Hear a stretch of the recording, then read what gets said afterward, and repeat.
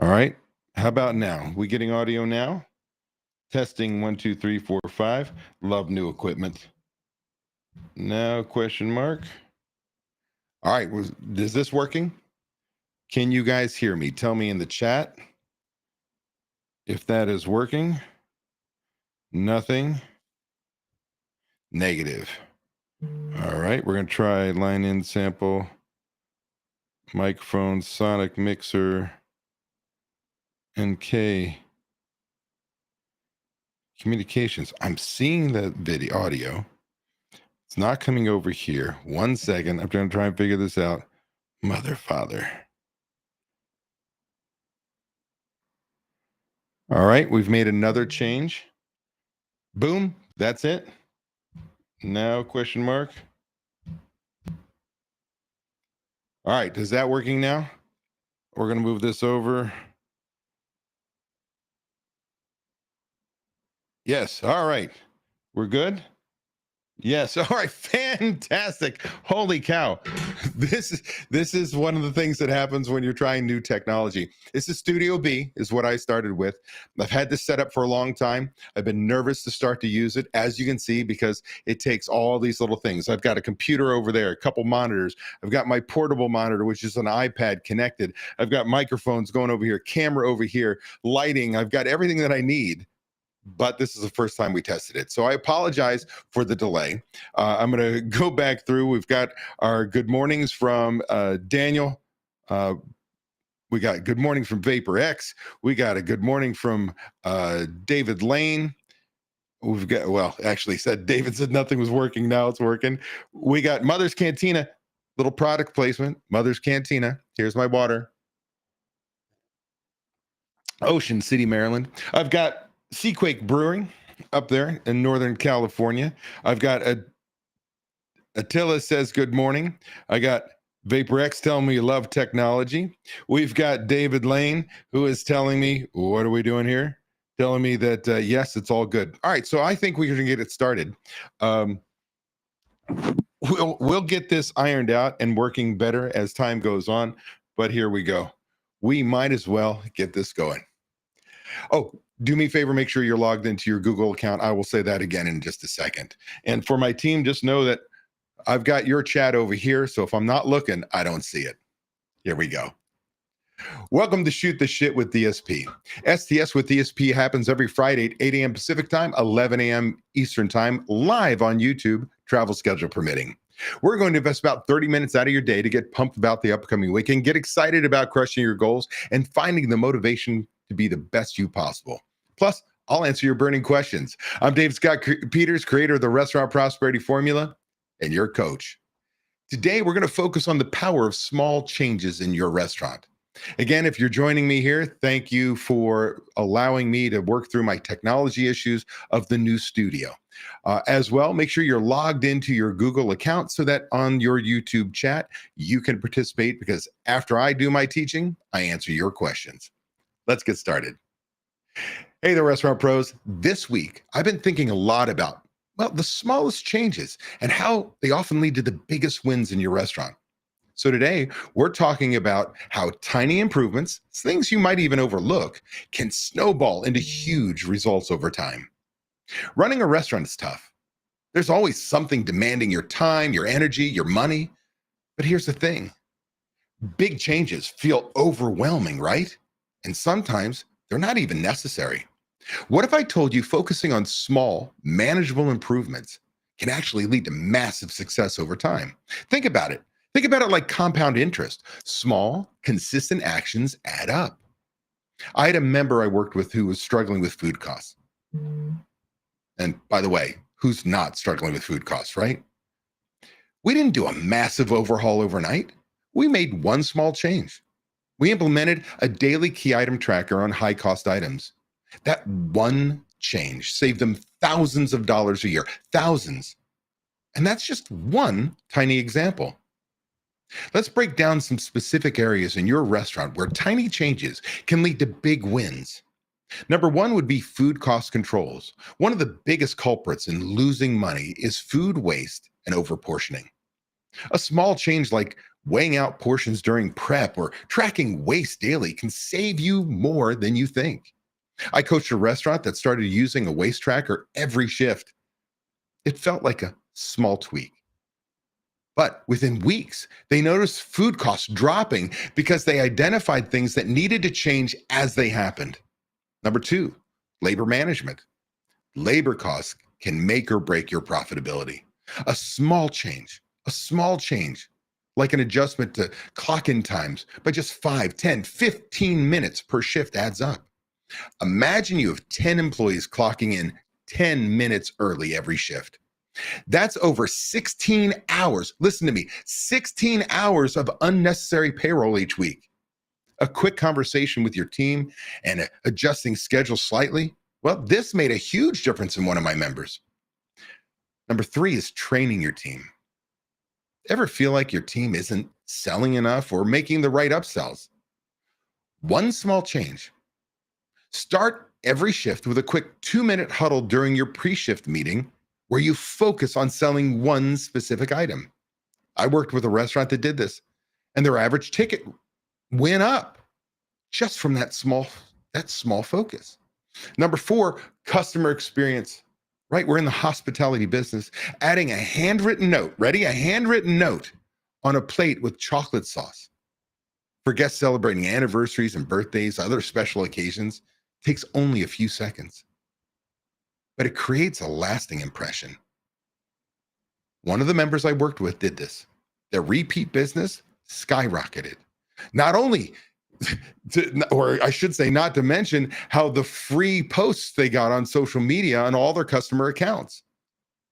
These small tweaks don't require major time or money, but they pay off, and they pay off big. So, Restaurant Pro, here's what I need you to do. Number one, pick one area in your restaurant that needs a little improvement. Is it food cost, labor, training, customer experience? Number two, make one small change this upcoming week. Maybe it's tracking waste daily, adjusting clock-in times, or holding pre-shift meetings. Number three, track the results. I promise you, when you see that small win, it's going to motivate you to keep going. And guess what? That momentum builds over time. Number four, celebrate the win with your team. When your team sees the impact of that small change, they'll be on board for more. Remember, success isn't, well, just about making huge, sweeping changes overnight. It's about those small, consistent improvements that add up over time. Pick one thing, make one small change, and watch what happens. That concludes my portion of SDS with DSP. Now we're going to go to your questions. I'm here for you. So let's click back over here. I'm going to make sure everybody can still hear me. It looks like everything is working properly. I'm going to make this a little larger. We got Deja Wakefield is in the house. Deja, did you see that let me do this wide. Did you see that your beer cans right here, right there, product placement for my member mentors. And again, Ryan James, look at this, Little Mother's Cantina. I love free shit. Who doesn't? VaporX says, oops, challenges when I pull it up, I can't see it anymore. It says, replace change with improve. Yeah, I guess so. Because sometimes what happens is change is a scary word. People don't like change. Change is uncomfortable, often easy, but uncomfortable. People don't like change. So replacing that with improve is good. But my concern, VaporX, is sometimes we say we're going to make an improvement. You deliver the message to a server, you need to improve. You deliver a message to your manager, you need to improve. We need to improve. And it feels more like a criticism.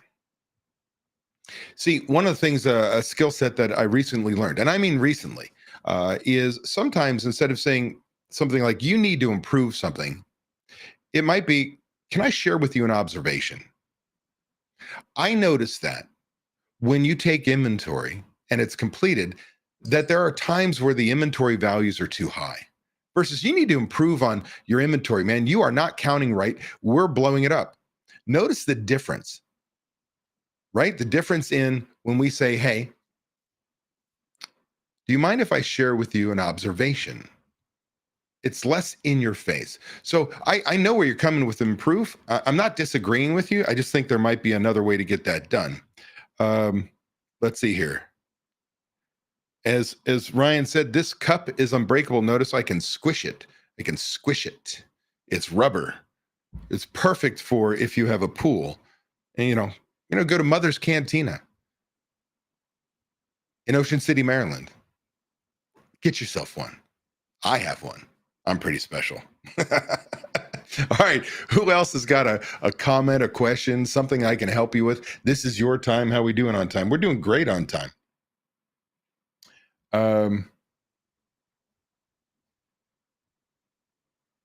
Again, working on technology. Here's the monitor. This is where I see you guys. Let me kind of move up here.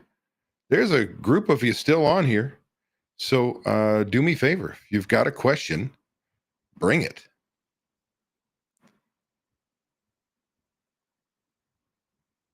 This is the pregnant pause because I know there's a delay. From the time that I say something, it goes through the internet, gets to you. And I'm giving you time to type in the question. Again, stringing along, but we may be done. I mean, if you guys are done, it's okay with me. I'll give you back your time. But I do hope that today inspires you to make a change because I just want to riff, if you will, on a moment. In our group coaching program, one of the things that we do is we break it down to bite-sized chunks. As we talk about quite a bit, we use the overused phrase or saying that how do you eat an elephant? One bite at a time. Because the changes we bring you, the systems you put in place can feel overwhelming. Like we've got a full video library of everything that is open. It's like the wild, wild west. Whatever you want to learn, it's there. But in our program, we literally say, focus on this one module, this one thing, do this one thing, do the homework, implement the system, submit that homework. Then you get to go to the next thing and the next thing. And maybe step 3, that module, you're going to be stuck on for a week, 2-3 weeks. That's okay, as long as you put it in place. But what we're trying to do is not overwhelm you. It's that same thing as if I can get you a small change on a waste tracker or a key item tracker, you'll be motivated to put in the Restaurant Checkbook Guardian. You get a win there. We're going to get motivated to put in the Restaurant Payroll Guardian, right? It's the one change leads to another change. You start to see success and it builds. And that's what my purpose was today. Now, let's see here. America's Best Restaurants is here. Wants to know, what do you want to know? Where the studio is. It's in Studio B. So when you guys were here, you were in Studio A. Studio B, do you remember Studio B? I just haven't used it yet. And if you missed at the beginning where I had the audio issue, we had no audio because I was picking the wrong setting. So it's just Studio B.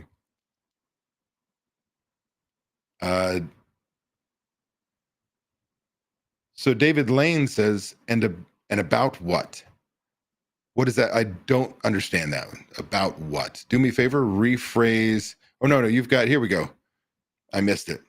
Tell us what days you'll be speaking at a restaurant show in Vegas. Dang it. I can do that, David. 1 second. I've got to switch to my phone. I've got to go to my calendar. So in Las Vegas, we've got to switch here to March. I will be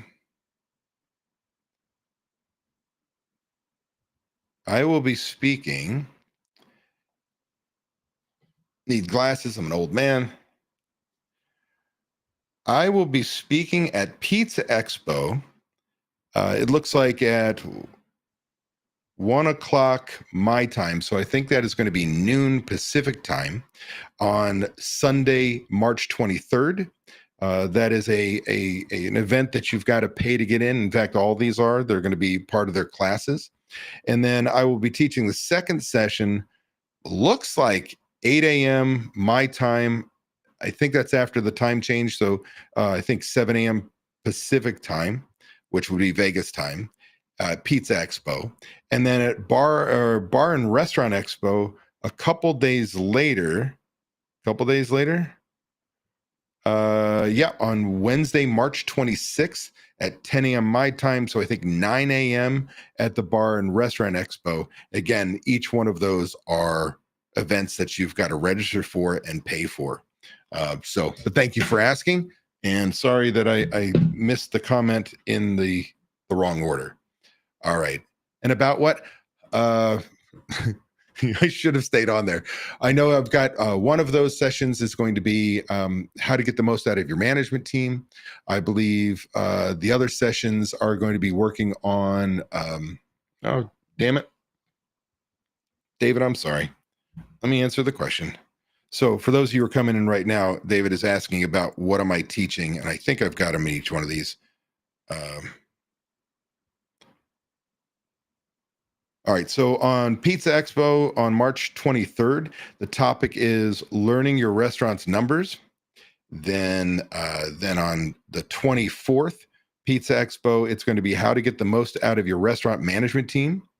And then on Wednesday, March 26th, the restaurant and bar and restaurant expo is going to be how to avoid 3 deadly mistakes in labor cost.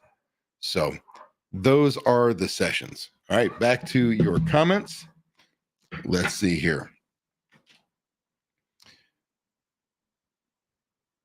America's Best Restaurant says, I do remember it. I didn't know you were going to do that. Love it. Thanks, brother. Attila, sorry, why do I say Attila? Why do I say Attila? Attila, can you talk about employee handbooks? Lately, all employee handbooks have been hijacked by lawyers. They are hijacked by lawyers. Like, I used to, in the old days, I actually paid an attorney to create an employee handbook template, made it 100% customizable. And then I would tell my members who I'd give it to, I go like, oh, by the way, and I actually sold it for years. You're going to have to give this, you're going to edit it. You're going to have to give it to your attorney to make sure that it is meeting not only the federal guidelines, but your specific state guidelines or even your municipality. Can I say that? I can't even say it. Your city, right? Because there are laws that are different all over. And all I did was really save them a couple $1,000s. They still need to invest hundreds of dollars in a review. I don't have a great answer for you on that one, brother. Attila says, how do you keep it relevant and make sure that employees read it? So I think the best way to look at that is probably moving away from a paper employee manual and moving into a learning management system or some sort of online documentation where they can sign off, a DocuSign, something. Then from time to time, you make changes to it, you re-implement it, get them to re-sign that they received it. There's not much you can do it because it's policies and procedures. I mean, how exciting is it to talk about a sexual harassment prevention? Like nobody wants to talk about it because you make it people aware of it. They start thinking about it and you're like, oh my God, I'm going to get sued. But it's important because they need to understand their time off and illness policies. And that's changing all the time, depending on the state you're in, where you're being forced to accrue sick time. You're forced to make sure they get paid instead of use it or lose it. Things change all the time. So until I don't have a great answer for you. David, you are welcome. Thank you for allowing me to fumble through my phone and the technology to get you your answer on what I'm teaching. Let's see, how are we doing on time? We've got a few minutes left. If anybody has a question, a comment, something you'd like me to talk about, I will make a shameless plug here in just 1 second. I've got to bring this up, and that is this, captions. Do me a favor, if you would like to learn about our group coaching program, and I'm going to tell you, I don't know if it's the new year. I don't know if we've done something better, but I can tell you that We have had more members signing up this first quarter of this year, and we're only in halfway into February, than we've had in forever. And I'd like to think that a lot of it's because of the results people are getting. I like to think of it that is people are ready for change. But I think part of it is our costs are going up, from bird flu and the egg issues to the potential tariffs. We have 80 or 85% of all of our produce is coming from Mexico. We had that threat, right? Avocados, 85% of avocados. I mean, it's just unbelievable what comes from there. We've got tariffs hitting all different places, which are going to affect us. We're also going to be seeing, I think the economy is going to, it's personal opinion, we're going to potentially have a little more inflation come in, because as minimum wages go up, we pass that on as operators, and that is happening. I just got a note sent to me from one of my members that the state of Washington, Washington is proposing a $25 minimum wage by 2031. We're going to have to get more efficient. We're going to have to make changes. Not to mention, there's tariffs now on, is it steel and aluminum? What that's going to do, from aluminum foil to beer cans to you name it. As operators, you're a brew pub, you're a restaurant, like, our costs are going up. Now, with that said, I'm on a chat with some of the women that I row with at a high caliber rowing team that we kind of a Rolodex crew. I've got my Rio Salada rowing club here local, and I've got Endeavor Racing Alliance that I travel and race with. And there were 3 different women who just lost their jobs yesterday due to the government slashing. One of them was in the nuclear weapons program. That blows my mind. Again, I don't care what side of the political fence you live on. That means you're going to have customers who are losing jobs, and customers losing jobs, and inflation's going up. Now, I hope it corrects itself. I really do. I'm rooting for, I don't care who's in office. I really don't. But I'm going to tell you, as operators, I think that's one of the reasons why we're seeing a surge in membership, because these members, new members, understand that they've got to make a change today. You can't wait 6 months. You can't wait a year to see what's happening. You've got to prepare for today. You've got to ramp up your marketing. You got to contact America's Best Restaurant and look at that ecosystem. You've got to contact us, and I would highly recommend you go to dsp.coach/Ryan and get yourself on a quick discovery call to learn whether one of our 2 group coaching programs can help you.